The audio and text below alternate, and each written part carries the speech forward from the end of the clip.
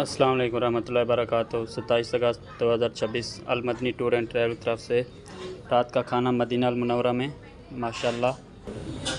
माशाल्लाह आज के स्पेशल डिश सेव पूरी अलमदनी टूर एंड ट्रैवल की तरफ से मदीना अल मुनव्वरा में लगाई गई है माशाल्लाह। रुमाली रोटी, सादा राइस, दाल कोरमा, आलू राजमा की सब्ज़ी, अंडा कड़ी माशाल्लाह, और ये चिकन चिल्ली, फ़िश कोरमा माशाल्लाह।